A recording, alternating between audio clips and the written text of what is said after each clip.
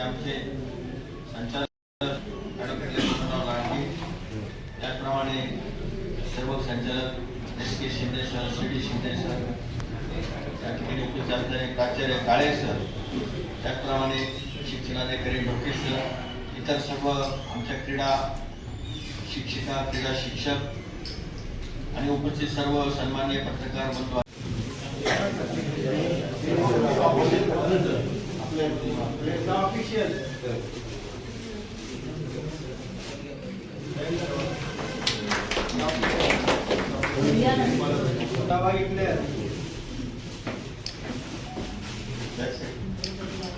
मागच्या पेक्षा याच्यामध्ये 40% वाढवले कारण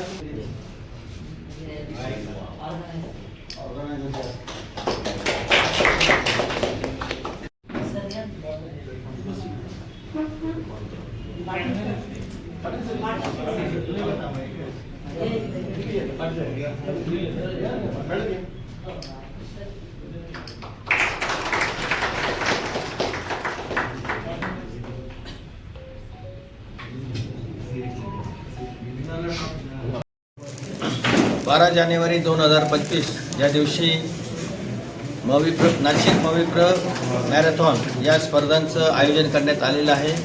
9वी राष्ट्रीय आणि 14वी राज्यस्तरीय ही स्पर्धा याचं आयोजन करण्यासाठीची तयारी पूर्ण झालेली आहे आणि आता या ठिकाणी 12 जानेवारीची वाट सर्वजण आपण बघतो आहोत. या वर्षी जवळजवळ 8.5 लाख रुपयाची एकंदर बक्षिसं या स्पर्धांसाठी आपण ठेवलेली आहे आणि राज्य स्तरावरचे, राष्ट्रीय स्तरावरचे आणि लोकल आपले सगळे खेळाडू यांचा सहभाग या स्पर्धांमध्ये होतो आहे.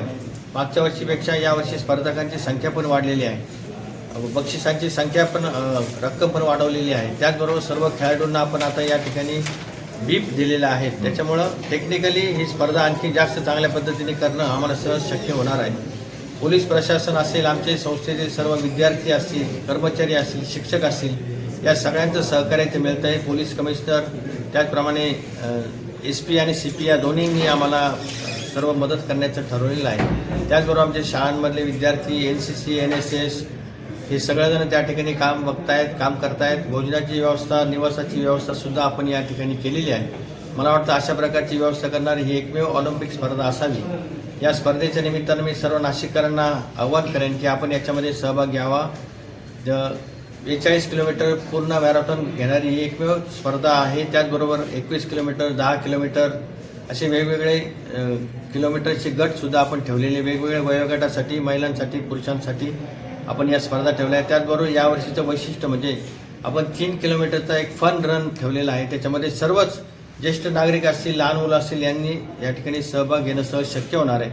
तरी जास्तीत जास्त नागरिकांनी, विद्यार्थ्यांनी या स्पर्धांमध्ये सहभाग घ्यावा अशा प्रकारची विनंती मी आयोजन समितीच्या वतीने आपल्या सगळ्यांना करतोय.